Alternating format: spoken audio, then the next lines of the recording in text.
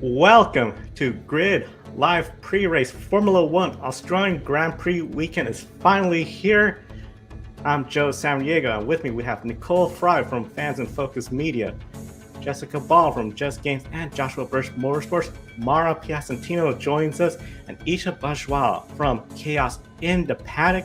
A big thank you to our Patreon investors, Colin Deschelle, Mark, Robin, David, and Matthew for investing in the Grid Network each and every month. Link in the video description. Help us stay on the air. And of course, buy me a coffee, YouTube super chat. Jason leads the leaderboard. We'll thank you on the air as we see the super chat. Buy me a coffee comes in. And we encourage everyone to share your opinions, questions, suggestions, and especially pick a winner picks towards the end of the program. But let's get started with the Melbourne Grand Prix circuit. All set for the first race of 2025. Strong Grand Prix kicking off a long 24 race seasons. That's not counting the sprint races coming later in the year. And on the pole, Lando Norris. His teammate Oscar Piastri second. It looked like Oscar was about to get that pole. We heard the crowd roar when he set that fast up, but then Lando got him. Max Verstappen third. George Russell right there next to him in that second row. And Yuki Tsunoda, what a lap. Fifth place on the grid for the Racing Bulls. They are looking fast. Nicole, starting with you. How many of those five drivers in the top five can truly contend for the win today? Oh, it's so hard to say because it's the first race of the season and we don't know how many of these cars are either running with a little bit of good luck or bad luck behind them. Out of the top five, I think definitely the McLarens have a really good chance of staying up there, if not just sweeping the whole thing, getting that 1-2 that they desperately want. And that I think would be really fun, especially since one of their drivers has a home race here in Australia for this first race of the season. I do hesitate to say how Yuki will perform in that Racing Bull car. It seems like obviously we have a big gap between he and his teammate, and we'll have to see if he's able to keep up, especially in the long term, as we potentially see some difficult conditions. Well, I think the people that will be in the running for the win out of those five drivers, I'm going to nail it down to three. We've got the two McLarens, as Nicole was mentioning.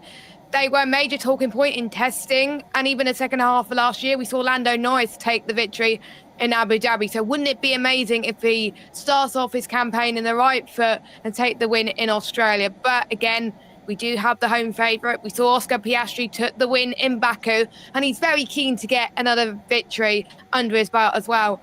But we do know, and I'm sure we'll talk about this a little bit later on, we have wet weather on the horizon. And the last time we had wet weather was in Brazil, and we saw Max Verstappen came from 17 on the grid to win that race quite considerably. One of his favourite wins I've had of him ever as well. So if the rain was to sprinkle a bit more, I think Verstappen will definitely give the McLarens a run for their money.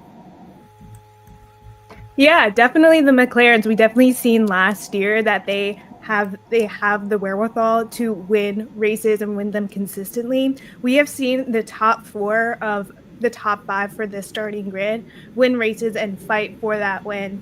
Yuki Tsunoda is the wild card here. I personally haven't seen him somewhere this high. Let's wait and see what he can do. He's definitely trying to prove himself in the Red Bull family, trying to get that second seat. That second seat's always in contention at Red Bull. So let's just see what he can do. Yeah, I agree with the ladies. All of them can actually take the win. McLaren has the fastest car. Verstappen is one of the most talented drivers. And Mercedes proved yesterday that they have an excellent race pace. So, yeah, the rain might shake a little bit things up. But I will expect safety cars for sure. So I think that whoever guessed the strategy will win. A lot of strategy, and especially as you mentioned, the potential of the safety car. In the chat room, Ben, if Yuki's fast enough to qualify and finish in the top five, Red Bull might swap him and Lawson before Alpine. Zach Newham for Colin Pinto. P18 for Lawson is brutal. I gotta say, that was the biggest shock in qualifying, was seeing Lawson struggle like that. I know we'll talk a little bit about him. His teammate, Max Verstappen, on that second row, out of all the people next to him in the first race after the off-season feud, George Russell, those two have that rivalry going. Red Bull and Mercedes, we know they're not exactly the best of buddies, going back from a long time ago. Of course, Abu Dhabi 2021 really got that kicked up.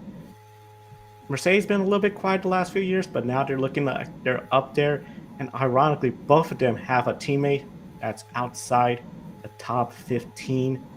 Just considering the history between these two, they're racing, they're competitors, they're very elbows out when they need to. Could we see a situation where those two might be side by side and someone has to give that position, someone has to yield? Who will do that? Or would they end up, I hate to say it, in the gravel or in the wall?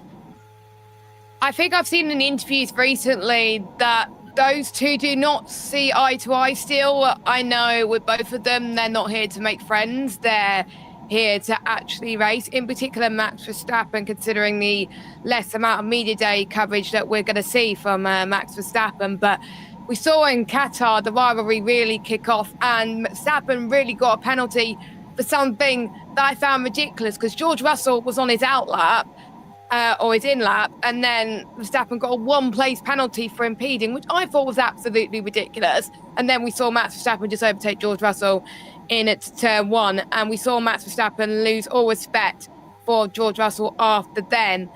And I know George Russell cannot handle criticism between him and Red Bull and Max Verstappen in general. I will not be surprised if those two make contact in the race, which will give good opportunities for the likes of Yuki Tsunoda, the ones who are starting P5, P6, even the Williams, just to capitalise on the feud that those two have. And also, it is good news for McLaren with those two not seeing eye to eye. So I have a feeling things may go wrong, but we know George Russell has done well in Australia in the past. Max Verstappen's done quite well too, but both drivers have DNF last year due to certain situations. So we'll see what happens between the two. Yeah, I definitely agree with you, but in my opinion, it's a new era for Mercedes, and I don't think George Russell would want to complicate anything. He's now the top driver at Mercedes. He wants to prove that he can be the new Lewis Hamilton at Mercedes. He needs to, I don't want to keep it clean, but also he needs to propel it forward to finish out the race, avoid any fighting. And I think this is a great amount of pressure for him, as being the first time he is number one at a team. Yes. In fact, I think Verstappen's goal is to get Norris and Piastri in front of him, and will not consider Russell. And Russell as well is now the captain of the Mercedes team, and he cannot fall into his revenge instinct. Absolutely. I think more so than ever, both Mercedes and Red Bull have things to lose. And especially at the first race of the season, no one is going to be want to be the driver to make a mistake first. Like, putting yourself into a wall just from a silly mistake or a lockup is one thing, but doing that when you still have an entire season, an entire championship, and a race next weekend on the line, things can get really complicated. So I think they're probably going to be under some pretty strict orders to keep it clean, to not cause any chaos, and just to try to get ahead by any means necessary, but do so in a way that doesn't hurt the team or put them in a bad position for the weekend, especially since they do have some other teammates who are not doing so well right now. Yeah, their teammates way in the back, both of them failing to make it out of Q1 for different reasons. One team that I think got some people scratching their head as to what happened, Ferrari, 7th and 8th place with Leclerc and Hamilton. Once we entered qualifying, it became apparent this was going to be solely McLaren and maybe Verstappen battling for the pole. Hamilton, Q2, towards the closing moments, spun around, didn't make any contact with the wall, kept it going, so don't anticipate any major damage or any concerns about that car. Overall, Isha, were you surprised by Ferrari's lack of pace to McLaren? I personally wasn't surprised, because as we saw in free practice, Lewis Hamilton was struggling with his Ferrari. This is a new engine for him. This is a new team for him. This is the first time they're actually running in a Grand Prix setting. So obviously there's going to be a learning curve that Lewis Hamilton has to overcome. I am not surprised, but I'm definitely more surprised by the performance of the Williams and Racing Bulls, especially Yuki Tsunoda and Carlos Sainz and Alex Albon. They were able to go into Q3 with great ease, and one team had to be sacrificed with all these teams coming up and rising up from the ashes, and it so happened to be Ferrari.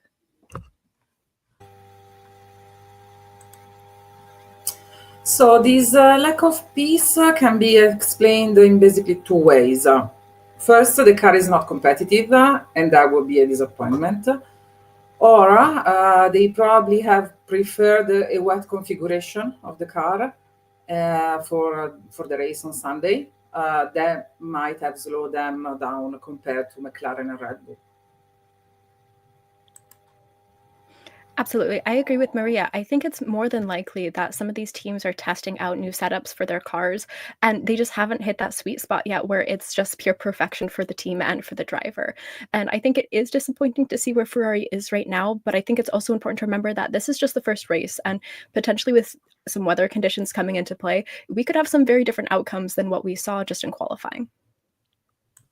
I think I was very surprised with the Ferrari's pace on Saturday in qualifying, because in free practice 1 and 2, Charles Leclerc was looking very, very strong throughout it. And there must have been a change of setup that cost him a little bit more performance. So I'm a bit surprised on Leclerc's side, because I was expecting him to challenge the McLarens and Verstappen for pole position. I was expecting even a front row start for Leclerc, maybe Piastri or Verstappen third position instead.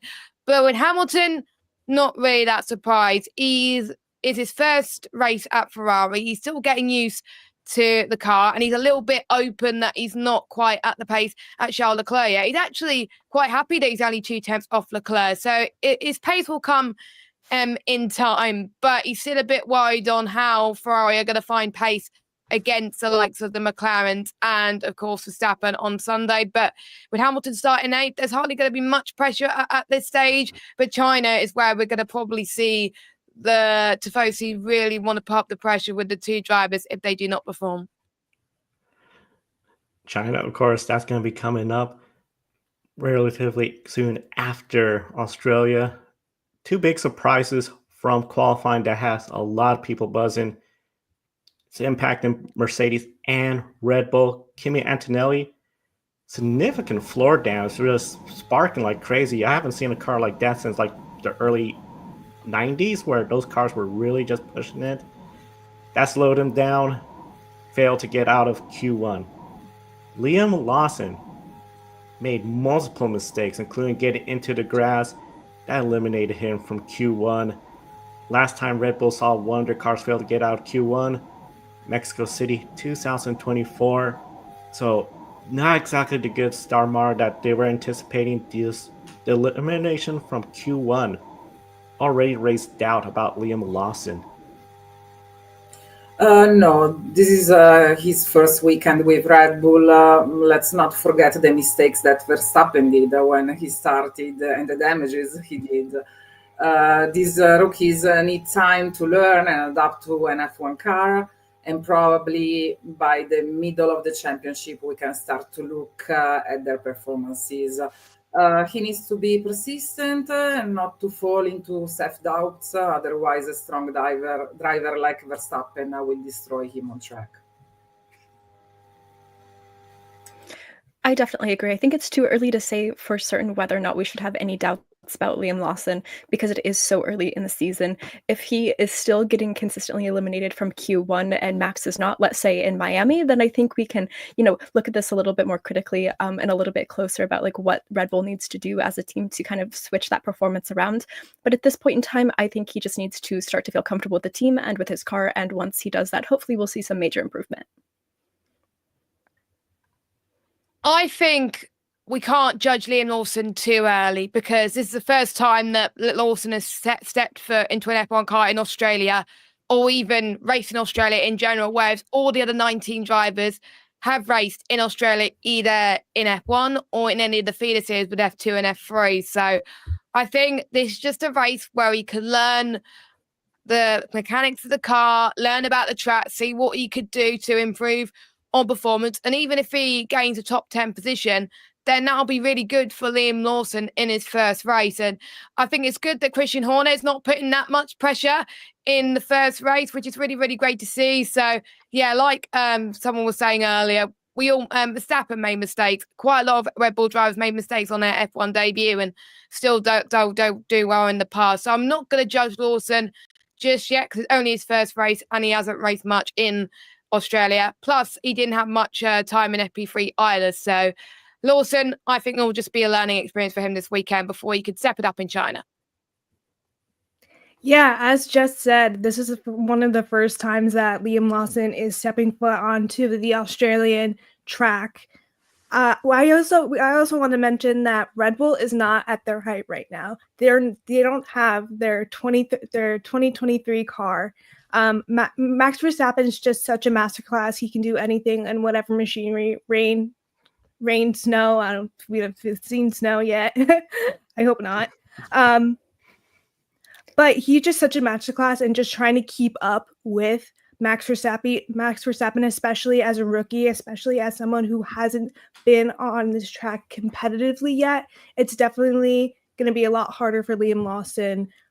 We definitely saw that in qualifying to keep up the pace with Max Verstappen and that's the main issue with the second seat of Red Bull trying to keep up with a masterclass and exceptional world champion like Max. Exceptional world champion, the car, Max Verstappen has a lot of input in that. It's going to be very interesting how Liam Lawson could handle this race, try to log the laps, work his way to the front. Now, of course, we're about a little under 12 hours away from lights out in Melbourne. The big question, though, we always know tire selection for the start of the race. Do you go to soft, mediums? I don't see the hards, but potentially the big talk, intermediate tires, the forecast showing rain throughout the day with the weather forecast. Taking a look at the weather radar, as you can see, this is right before the start of the race, 3 p.m., but that green system of rain is moving east. So by 4, it looks like it's going to be Melbourne, could be drying off. And traditionally, wet weather races will shake things up, especially as conditions change from wet to dry or dry to wet. Either way, they're going to shake things up. So if we see something where it's raining, everyone's on the intermediate tires at the start, but it might start switching over to dry conditions, who do you think will be the new favorites for the podium? Because it's going to come down to the driver and the team saying, come in for those new tires.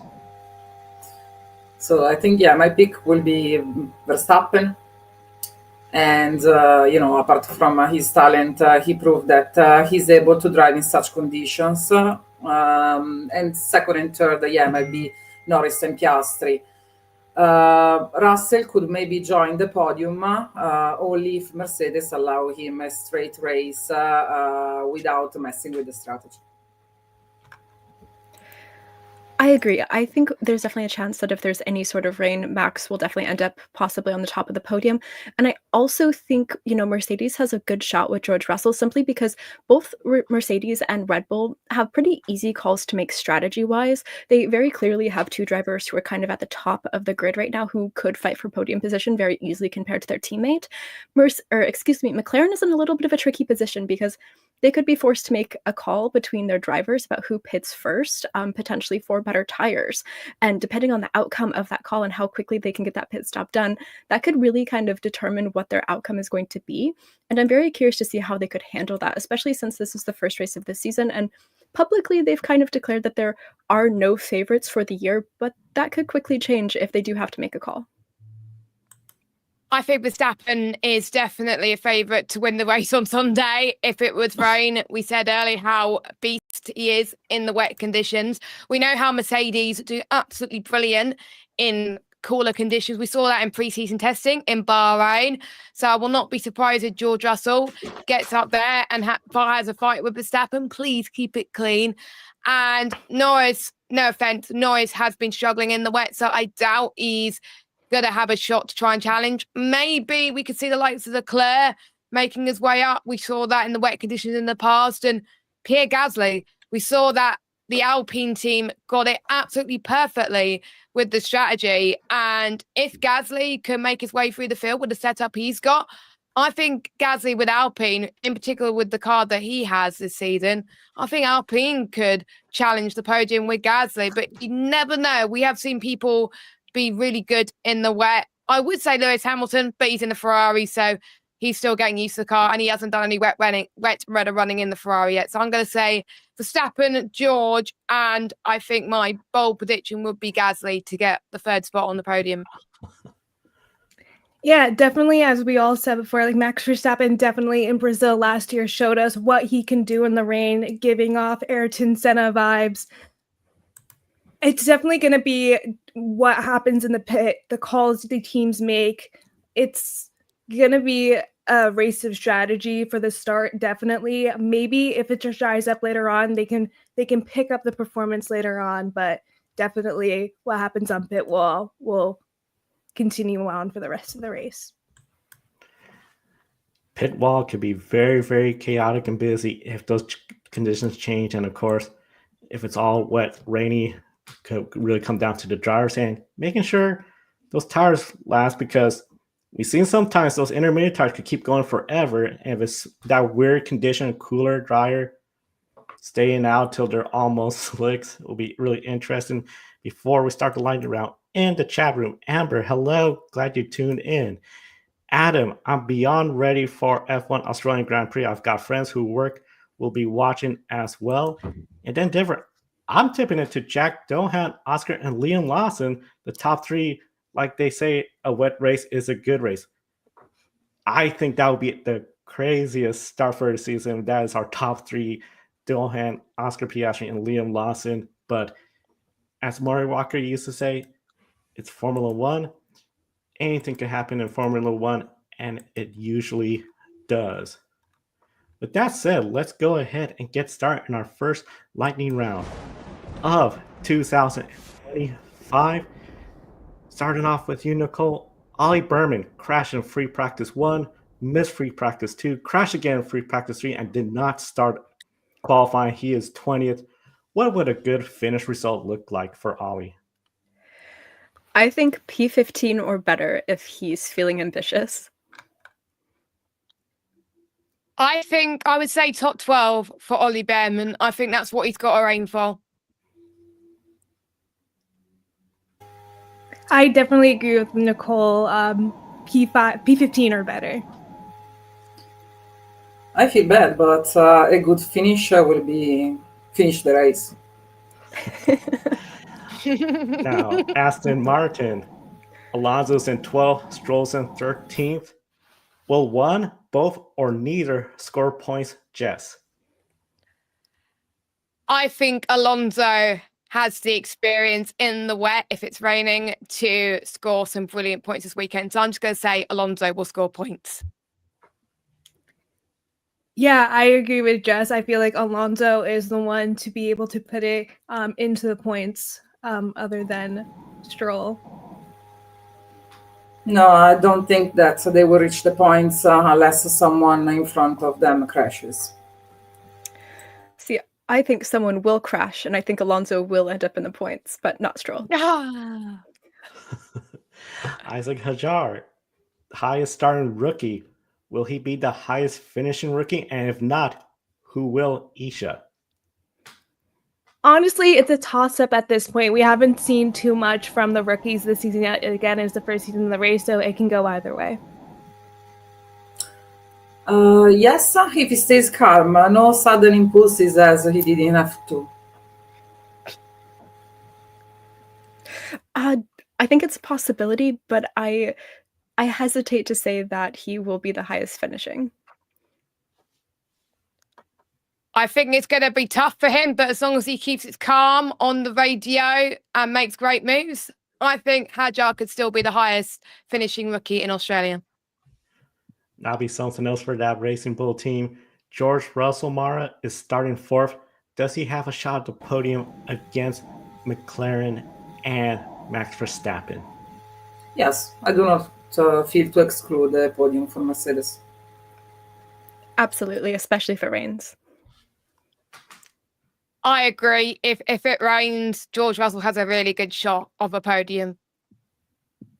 Yeah, I concur. If it rains, and if Verstappen or McLaren make a mistake, definitely George is in contention for the podium.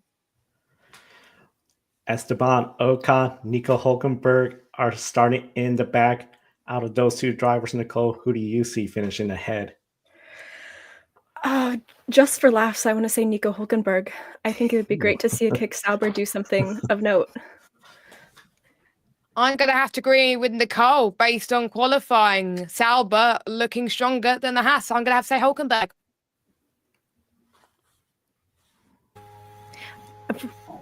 For me, it could be a 50-50. It can, with Esteban Ocon not doing well in qualifying and also the history of Sauber, it can go either way for Nico Hulkenberg or Esteban Ocon. I would say Hulkenberg. Kick Sauber proved to be better than Haas. It'll be interesting to see what happens. Finishing off the lightning round, Jess, Tag Heuer has replaced Rolex as the official timekeeper in pit road. We now see a brand new clock. Which clock did you prefer, the Rolex clock of the past or the Tag Heuer clock? Oh, I missed the Rolex clock. I wish it was back, so I'm going to say Rolex. The Rolex clock is so iconic, but I feel like as we go on with the season, we'll grow to love the Tag Heuer clock. I personally preferred the Rolex. It was cleaner, easier to understand.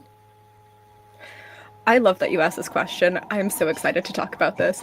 I think the Tag Heuer clock looks so much more interesting, mostly because we always see the Rolex clock at other sporting events, but Tag Heuer is kind of new, and I'm enjoying it. For me, I think I prefer the Rolex, but maybe the Tag Heuer clock will grow on me as the season goes on. That was our lightning round. Now, let's go to Jess to discuss one of the big surprises, I think, so far, Williams and their double top 10 starting position. Yes, indeed. I think a lot of people, even fans of the Grid Network as well, were really happy to see Williams capitalize on their pre-season testing goodness and score both cars into Q3. Their first 3 practice sessions looked really good, even though Alexander Albon had brake issues and Sainz earned top 10 times in FP1 and FP3 as well. They both missed out in FP2, having the same lap times, believe it or not, in the Williams on the medium tyres. So, of course, we have Albon that's going to be starting just behind Yuki Tsunoda, and then we got Sainz that's just going to be just behind Albon. And Albon said it was a completely different car compared to last season, and he feels really, really happy with the tyre warm-up, and he said, we finally got it. Mara, starting with you, your prediction in the round table saying that Williams would rise from the ashes, and with both drivers starting in the top 10, do you think they could score double points in Australia? Yes, I think they can. Both drivers are experienced. Albon knows the car, and Sainz is a very strategic driver. Therefore, if they keep the pace and do not commit mistakes, they can easily get points. I absolutely agree. I think this is the best shot Williams has had in years at having not just a points finish, potentially with both of their drivers, it seems, but consistent point finishes for both their drivers. We could see Williams go from a back of the field team to a solid upper midfield team in just a couple of races, and that is so incredibly exciting to see. In fact, I do have both Williams making it into the points on my bingo card this season. I've been expecting this. I want this to happen so badly, and especially what they did in qualifying and their experience. They can definitely make it past the rainy section at the start of the race and continue on in the top 10 to get their double points finish. So to sum it up, positive vibes in the Grid Network team for the Williams to get double points. So if it doesn't happen, then you can blame us with the jinx. Another team that's done really well was the Racing Bulls. Toyota Kadjar just missed out on a top 10 Q3 appearance by hardly anything, but it was Yuki Tsunoda that showed pace all weekend and had a last gas lap to finish in P5. And he was 5 tenths off the pole lap of Lando Norris, but he was only just under 2 tenths shy of Max Verstappen in third. And we've seen that Racing Bulls could have a double points finish, and Yuki Tsunoda was describing his lap as a magic lap, and a lot of drivers were praising Tsunoda on his performance. Nicole, starting with you, he is driving with a point to prove, Tsunoda, after missing out on the Red Bull seat. Do you think that he's good enough for seat number 2 in Red Bull if Lawson doesn't perform? I do think he's good enough for that seat. I just don't know if he wants it. I think we've seen an immense amount of pressure on that second Red Bull seat. And I think Yuki is finally driving without a chip on his shoulder per se, or with a point to prove, but like a senior driver. He has been on the grid for so many years now. And I feel like he's really stepping into his own as a team leader. I think he has the confidence, and I think he just has the maturity now to be incredibly successful. So if he were to make that jump to the Red Bull second seat, I do think he would have a good performance, a good showing. I just don't know if he'd enjoy it as much as he likes working with his RB team. Yes, definitely. I feel like Yuki Tsunoda does have the maturity and the time in Formula One to do well in that second seat. This is, again, the first race of the season, so what I say, if you can do it 3 times, then you got it solid down. But this is the first time we're seeing Racing Bulls and this making it into Q3 at this level, with both Atahadjar barely missing Q3 and Yuki Tsunoda being able to make it into the top 5 for the starting grid. So if they are able to continue doing this and keeping this up, I think Yuki Tsunoda can definitely do great in that Red Bull seat.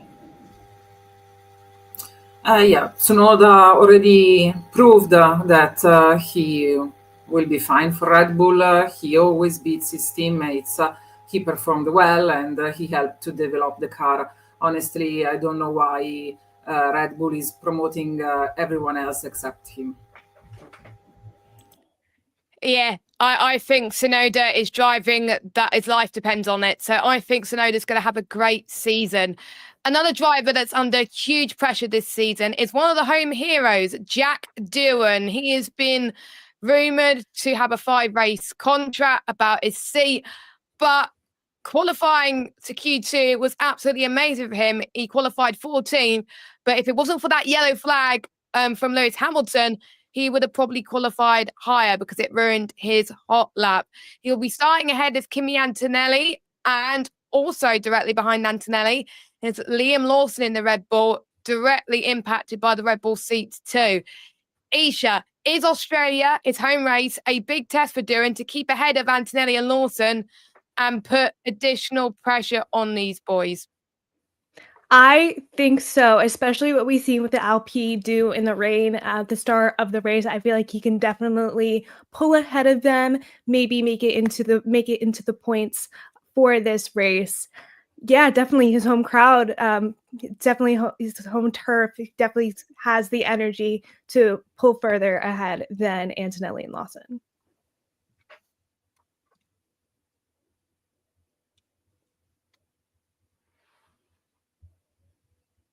Mara, I think you're muted.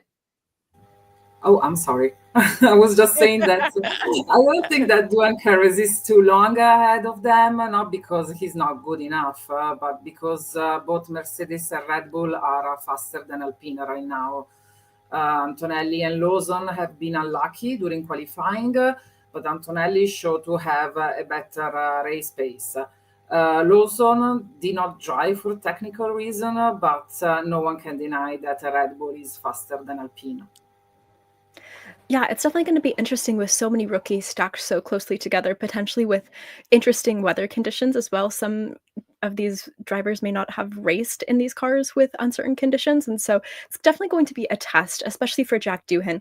I can't imagine what it must be like to be a rookie, to be on the grid, to be on your at your first race with your home crowd, but also possibly not the favorite to win, knowing that there's another Aussie who is really basically the fan favorite. And on top of it all, it seems like your team has 4 reserve drivers waiting in the wings. That's got to be an immense amount of pressure. hopefully he does well. I think if he can keep his cool and keep his car on track, that will be enough for Alpine. And I think as long as he does that consistently throughout the season, his seat is safe. But time will tell, and who knows, it could just be one bad mistake and his future in Formula One could be in question. So maybe the Australian Grand Prix, it's the opportunity to prove people wrong. And as Lewis Hamilton said in Silverstone last season, the home race may give Jack Doohan some extra temps in the race. You never know. Let's just hope Doohan proves everyone wrong this weekend. There are loads of battles all over the grid, but the big one that we really want to see is the front row. We saw in Abu Dhabi, Lando and Oscar get P1 and P2, but we saw Max Verstappen and Piastri collide, which stole the chance for the McLarens to fight. So this is the opportunity this weekend for both McLarens to leave Australia with the points championship leader. Oscar Piastri, of course, wants to win for his home crowd, and he was so close to the pole, and he admitted that he made quite a few mistakes. And already, the first race in, we might see McLaren fighting it out for the victory. And could we see some team orders to start with? We don't know. If they make a strategy mistake, Max Verstappen and George Russell are right behind, ready to capitalise. Mara, starting with you, are you concerned about McLaren managing the drivers, or worse, the two drivers costing each other the race win over the likes of Max Verstappen or George Russell? I wish McLaren learned this lesson in Budapest. This situation will be on and on until they decide who's the first and who's the second driver. When you are a top team, you need to have a clear definition of roles. That was already proven in the past. We all knew that Verstappen, Hamilton, Vettel, Schumacher were the first drivers. You can manage this cloudy situation when you belong to the midfield group and you need points from both drivers. But when you reach the top, everyone needs to play their role and sometimes accept some hard decisions. Hopefully, Norris and Piastri are smart enough not to ruin each other's race here. I agree. I think hopefully, fingers crossed, McLaren has kind of learned their lesson after last year, in which they could have gotten a lot more points if they made some team calls a lot sooner. I do worry about how they're going to manage their drivers this season and how they're going to make those calls. I think we still have some bad feelings about last year and how some of those calls were handled, especially last minute, and especially because the drivers seem to be kind of not on page with the team about what was actually going to happen at the end of the races. That being said, I do think Oscar and Lando are now comfortable with each other and they're comfortable with the team completely. And when that happens, I think there's a little bit less pressure to fight your teammate. I think they understand what this could look like for them now. I think they know what's on the line. And given that it's the first race, like I said earlier in the show, no one wants to make a mistake first. And so I think hopefully they're going to keep it a very clean race and that they're just going to let the team handle it.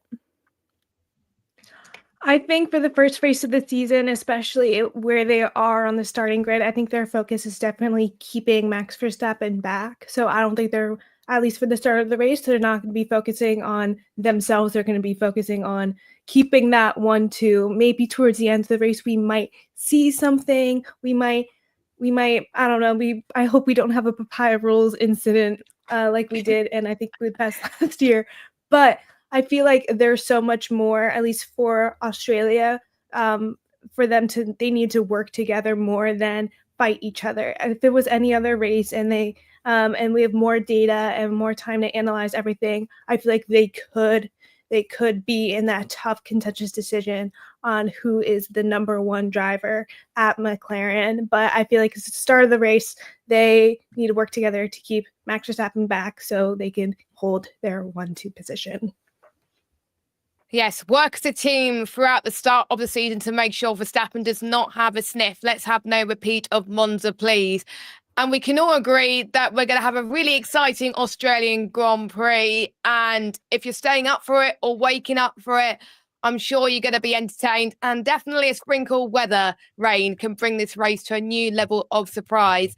Now it's time for everyone's favourite part of the show. Let's bring back Joe for the hardest question of the show, especially if it rains. Pick a winner. Over to you, Joe. Yes, pick a winner. 9 races this weekend, and already in Australia, where we have the supercars sharing the track with Formula One, we've only had a handful of folks picked the first 3 race winners correctly. So the new leaderboard, Matthew leads with 8. So far, just gained 1 point this weekend. Kobe also gained 1, and Tanner, as well as Matthew Bro. We got a lot of room on the leaderboard, so we encourage everyone, if you're watching, comment with who do you think is going to win the Formula One Grand Prix. And while you're in the chat room, also mention your NASCAR MotoGP picks as well, as they'll be racing. But for the show today, we'll be focusing on Formula One and who's going to win the Australian Grand Prix. So, Mara, starting off with you, who is your pick a winner for the Australian Grand Prix? Verstappen. My pick a winner is going to be Lando Norris. If I feel like he would be able to overtake Max Verstappen once the track dries down. Oh, see, I think it's going to be Oscar Piastri. I'm a sucker for a good hometown hero, and I think that just having him so close to the top podium position already, I don't want to get my hopes up too much, but I would love to know what you think, Jess. Oh, it's really hard because I know I predicted Leclerc in the round table, but after what's seen Ferrari did this weekend, I doubt it, to be honest. But it depends on whether it rains, first off. But I would love to also see a Piastri home win. That would be my heart. But realistically, if it rains, I'm going to agree with Mara and say that Max Verstappen will take the win. But if it's dry, Norris. But if it's wet, Verstappen. I thought we were going to have 4 different picks. My pick's going to be very different. I think the rain will show up, and I'm thinking it's going to be a driver that knows how to race in the rain and get a surprise win. Lewis Hamilton is my pick a winner. Oh, yes. For Australia. In the chat room, Amber, I guess, is going with Lando using the number 4 instead of the A. So another Lando pick. And then Adam, Lewis Hamilton as well. And then he shares his NASCAR Kyle Busch, MotoGP Marc Marquez, and Brock Feeney for Supercar Race 4. And of course, Supercar Race 4. If it's raining, that's going to be a wet race for them all in Melbourne because they're sharing the track with Formula One, and plenty of action all race weekend. We're going to wrap it all up Sunday on Grid Live Wrap Up. So be sure to subscribe, hit that bell icon so you don't miss any of our programs, and you can follow us on social media at Grid Network TV. Don't forget the Grid Ranking Endurance Performance Index starting the first Sunday of April, and gridnetworktv.com, where we got all the race recaps for NASCAR. We're going to have F1 Academy and much, much more. And of course, learn more about our wonderful team right here. Plenty of racing action. And thank everyone for tuning in and watching today's program right here on YouTube. Subscribe, hit that bell icon. Grid wrap up, then Grid Encore, Grid Tonight, Women in Motorsports. Check out the newest episode of that, and then we'll do it all over again next weekend for Formula One again. For Mara, Isha, Nicole, and Jess, I'm Joe. Thank you for watching today's program. We'll see you next time, and enjoy the races.